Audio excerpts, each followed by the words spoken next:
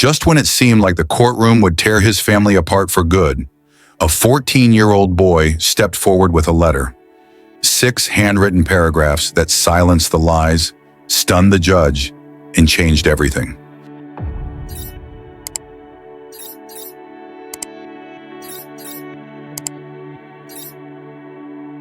I never imagined my life would turn into a courtroom drama, but that's exactly what happened after my divorce from Marissa. We'd been married for 12 years, had 2 beautiful kids, Eli, 14, and Sarah, 10, and built what I thought was a solid life in Charleston, South Carolina. Things unraveled quickly once Marissa started seeing someone new. Within months of the divorce, she filed for full custody. I'm Josh Bennett, 39, a high school history teacher and dad who's always been present. I coached Eli's basketball team, helped Sarah with her science fair projects, and made pancakes every Saturday morning. After the split, we agreed to joint custody. It wasn't perfect, but the kids adjusted. I thought we were managing okay. Then the letter came, one of those manila envelopes that immediately make your stomach turn. Inside was a petition from Marissa's attorney. She was seeking sole custody, claiming I was emotionally unstable and unable to provide a consistent environment. I reread the document 3 times, disbelief giving way to rage, then panic. How could she paint me like this? I wasn't perfect, but I was a good dad. I called my attorney, Laura Green, and we got to work. She warned me it might get ugly. Custody cases often did, especially when one side decided to go nuclear, which is exactly what Marissa was doing. Over the next few weeks, her legal team sent a flurry of accusations. I was too busy with work. I didn't support Sarah's dance aspirations. I lost my temper too easily. It felt like my life was being dissected and twisted under a microscope. Eli and Sarah didn't know the full details, and I tried to keep it that way. But they weren't oblivious. Eli in particular noticed the tension. He'd ask, "Are you and Mom fighting again?" I just told him we were figuring some things out. In the midst of all the legal back and forth, I tried to stay strong. I gathered character references from coworkers, school attendance records, even photos of our weekend hikes and family dinners. Laura believed we had a solid case, but the judge's leanings were unpredictable. "Don't expect logic to always win," she warned. The court date loomed, and my anxiety grew heavier each day. I could barely sleep. What if I lost? What if I only saw my kids every other weekend? Then something unexpected happened. One afternoon, Eli came into the living room with a sealed envelope in his hand. "Dad," he said quietly, "I wrote something. I want the judge to read it." I was caught off guard. "What is it, buddy?" "It's about how things really are, between you, Mom, and us." I didn't know what to say. I took the envelope, stared at his handwriting, and felt tears sting my eyes. I had no idea what was inside, but something told me it might change everything. The courthouse in downtown Charleston was a grand old building, white columns, marble floors, and an air of quiet tension that clung to everyone who walked through its doors. On the morning of the hearing, I arrived in my best suit, clutching Eli's sealed envelope like a lifeline. Laura met me outside the courtroom with a firm handshake and a glance that said, "Brace yourself." Marissa was already inside, seated beside her lawyer, David Landry. She wore a crisp navy blue dress and had that composed look she always used when she wanted to seem like the reasonable one. We hadn't spoken directly in weeks, just through lawyers and short clipped texts about the kids' schedules. The judge, a woman named Honorable Deborah Carlin, entered and called the session to order. She was stern but fair-looking, the kind of person who didn't miss much. As the hearing started, Marissa's side went first. David launched into a rehearsed monologue about my alleged shortcomings. He referenced episodes of anger, inconsistent routines, and emotional distance. I sat there, stone-faced, every word like a slap. It was surreal hearing a version of myself that didn't match the man I knew I was. When it was our turn, Laura countered calmly. She brought up my school records, texts from the kids, photos, and witness statements. Then she asked the judge if we could submit a personal letter from Eli, voluntarily written, with no coaching from either side. Judge Carlin raised an eyebrow. "Your son is 14, correct?" "Yes, Your Honor," Laura replied. "Then I will allow it. The court recognizes that older children may offer valuable perspective in custody considerations." The judge took the envelope, broke the seal carefully, and began to read. For a full minute, the room was silent, except for the soft rustle of paper. I watched her expression closely. It shifted, first neutral, then thoughtful. At one point, she even nodded slightly. Once she finished, she looked up.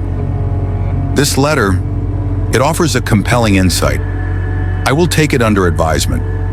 Marissa shifted uncomfortably in her seat. I could tell she hadn't expected this. Maybe she thought the kids would just go along with whatever she wanted, or maybe she underestimated how much Eli had seen and felt during the past year. After a short recess, Judge Carlin returned and requested that both legal teams submit closing remarks by the end of the day. No ruling would be given immediately. She needed time to review all materials. Outside the courtroom, I sat on a bench trying to process everything. Laura leaned against the wall beside me. "You're doing better than most," she said. "That letter helped. A lot." I nodded slowly. "I haven't even read it." She raised an eyebrow. "You might want to, but only if Eli's okay with it." That night I sat on my porch with Eli and asked, "Can I read what you wrote?" He hesitated, then nodded. "Yeah, Dad, you should know." He handed me a copy he'd kept for himself. As I unfolded the paper, I had no idea how deeply it would affect me or how much truth it held. I unfolded the letter slowly, the paper slightly wrinkled from being folded and unfolded. Read and reread by Eli himself. His handwriting was neat, more mature than I expected for a 14-year-old. I sat on the porch swing, the night air warm and still, and began to read. "Dear Judge Carlin," it began, "I'm not sure how much this will matter, but I hope it does. I'm Eli Bennett, and I know this is a lot for a kid to say, but I think my voice should count because it's my life too." That line hit me in the chest. I paused, took a breath, and kept going. My mom and dad got divorced last year. It was really hard. I still don't understand all of it. I love both of them, but I see how they act when the other isn't around. And I see how they treat me and my sister, Sarah. My mom is really organized. She keeps our schedules tight, and everything looks perfect at her house. But sometimes it feels like we're walking on eggshells. If we say we miss Dad, she gets quiet or upset. She never says anything mean about him, but you can tell she doesn't want to hear his name. Sometimes she asks questions like she's trying to catch us saying something bad about him. With Dad, things are more relaxed. We talk about real stuff. We laugh. He shows up to my games even when he's tired. He lets me make mistakes and helps me learn from them. He listens. He doesn't act like he's trying to be better than Mom. He just wants to be there for us. I stopped again. My throat tightened. I looked over and saw Eli watching me from inside the screen door. He didn't say anything. He just nodded once, like he knew I needed the time. I don't want to choose between my parents. I shouldn't have to. But I also don't want my time with my dad to be taken away just because my mom says so. That's not fair. He's a good dad. He's always been there. And Sarah and I need him, even if he isn't perfect all the time. Nobody is. Please don't let our lives be decided by who hires the better lawyer or who says the flashiest things in court. Just listen to us. Listen to what we actually feel, because this is our life too. Thank you for reading this, Eli Bennett. By the time I reached the end, I was wiping my eyes. I couldn't remember the last time I cried. Not like this. That letter didn't just speak for Eli. It gave a voice to every quiet moment we'd shared, every conversation, every time I doubted whether I was doing enough. Eli stepped out onto the porch, unsure. Was it okay? I looked at him, my voice hoarse. It was more than okay. You spoke your truth, and it mattered. And in that moment, I realized, even if I lost everything in court, I hadn't lost my son. I hadn't lost who we were. That letter wasn't just a statement to the judge. It was a lifeline. The next week was a waiting game, an agonizing stretch of days where every ring of the phone made my stomach twist. The judge had said she needed time, but time was the one thing I didn't have much patience for. Every morning I checked my email before my coffee. Every evening I reread Eli's letter and wondered if it would be enough. Then on Thursday afternoon, Laura called. She filed a response, she said without preamble. I sat up straight in my desk chair. A response to what? The letter? Yes. Marissa's lawyer submitted a motion to challenge the legitimacy of Eli's statement. They're suggesting it may have been influenced, coached, even fabricated. My blood pressure shot through the roof. That's insane. I didn't even know what he wrote until after he gave it to the judge. I know, Laura replied calmly, and we can testify to that, but they're pushing to have the letter dismissed from consideration. I felt a mix of rage and disbelief.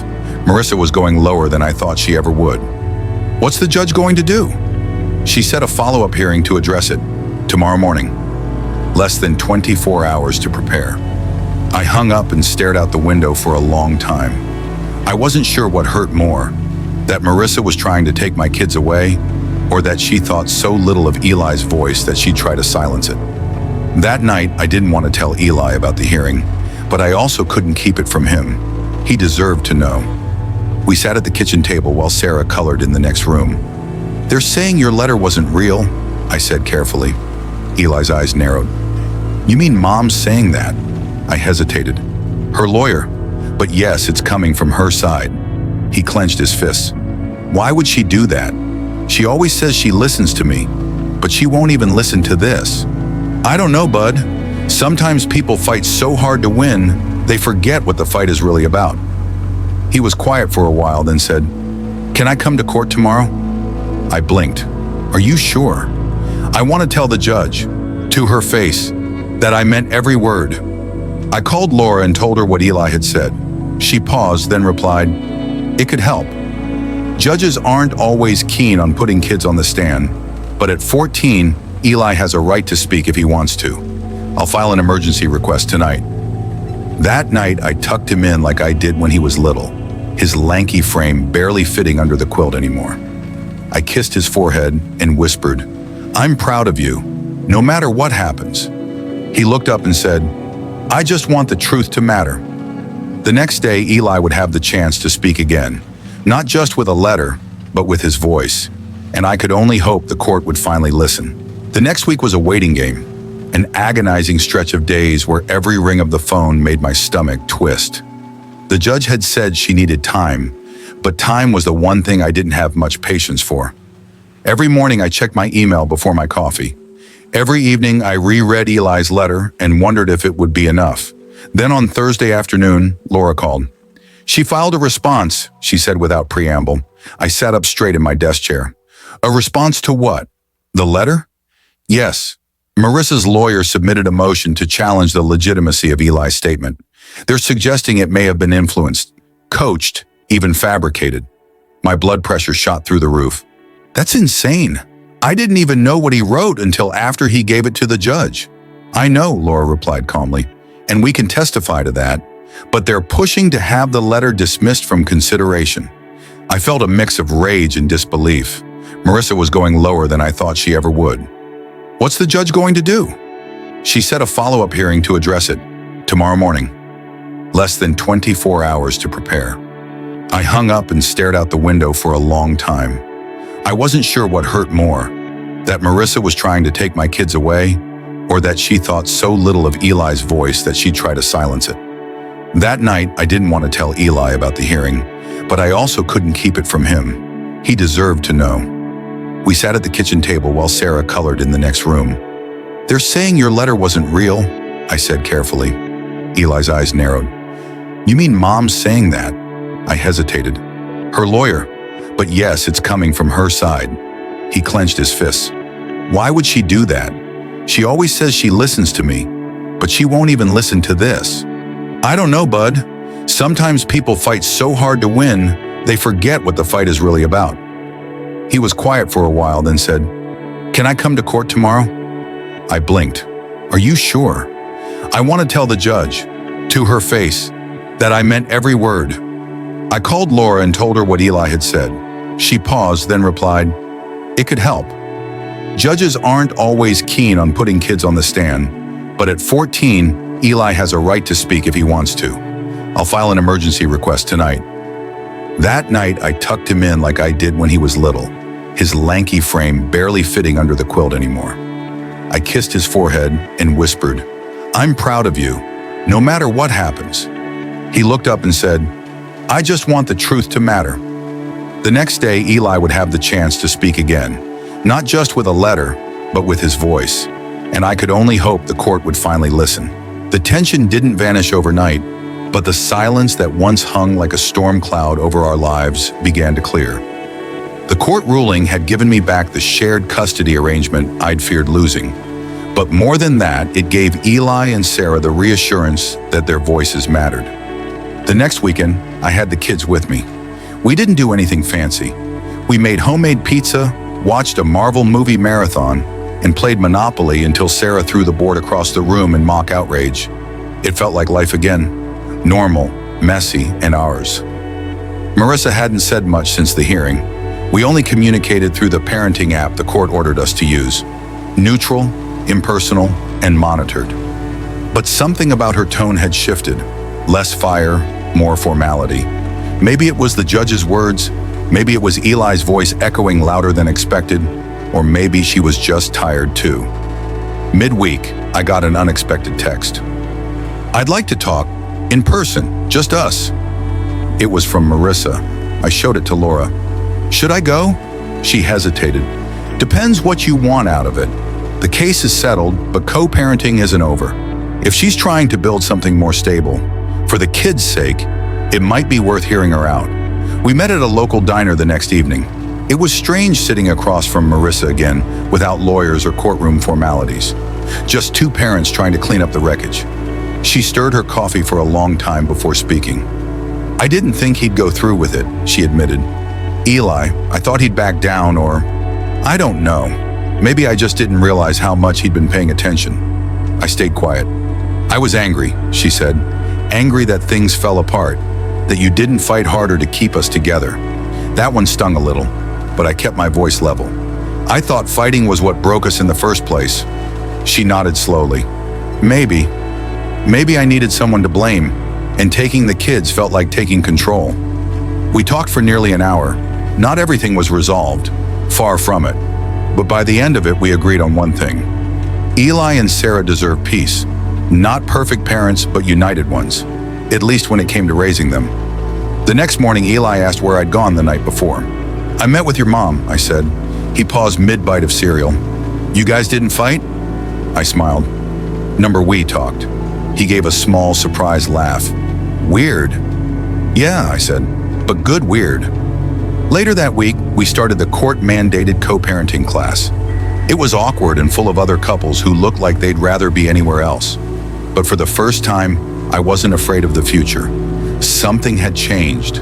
Not just the custody terms or the communication rules, but the way we all saw each other. We weren't a broken family anymore. We were just a family, learning how to rebuild. 3 months later, summer had rolled in, bringing long days, warm nights, and a rhythm we hadn't felt in over a year. For the first time since the divorce, things felt stable. Not perfect, but balanced. And in a house where every small victory mattered, that balance was a big win. Eli had started talking more, openly without watching his words like they were landmines. Sarah was back to singing around the house again, her stuffed animals lining the hallway like they were attending a Broadway show. Me? I'd finally stopped holding my breath. I was learning how to live again, not just survive. Every other week, the kids were at Marissa's, and while we still kept conversations short and to the point, there was no more venom. Just details about pickup times, school projects, and dentist appointments. Sometimes she even signed off with, "Thanks." The co-parenting class turned out to be more helpful than I expected. One of the instructors said something in the second week that stuck with me. "You don't stop being a family after divorce. You just learn to be a different kind of family." That hit me harder than I thought it would. We'd made a promise to the kids, whether spoken or not, that we'd never make them choose sides again. Eli's letter was a turning point, not just legally, but emotionally. It had shown us all how fragile kids can feel in the middle of adult battles, and it taught me something even bigger. My son was growing into a young man of integrity with a voice I needed to respect. One Saturday, I surprised the kids with a short road trip, just a few hours out to a lake near Asheville. We rented kayaks, ate too many gas station snacks, and blasted old songs on the way home. It felt like something out of a better time, before the court dates and late-night anxiety. Only now it felt earned, That night, Eli pulled me aside. "You think things will stay like this?" he asked. "Like, calm?" I thought about it before answering. "I hope so. But even if it gets hard again, I think we've all figured out how to handle it better." He nodded, thoughtful. "I don't hate Mom, you know." "I know," I said. "You don't have to choose." He smiled. "That's the best part." Weeks later, on Sarah's birthday, something happened I never expected. Marissa came by early to drop off a gift, and instead of just handing it off, she stayed for cake, sat with us in the backyard, laughed when Sarah covered her face in frosting. It wasn't awkward, it wasn't forced, it was human. And in that moment, I realized something. We weren't just learning how to co-parent, we were learning how to forgive, how to move forward, how to show our kids what strength really looked like.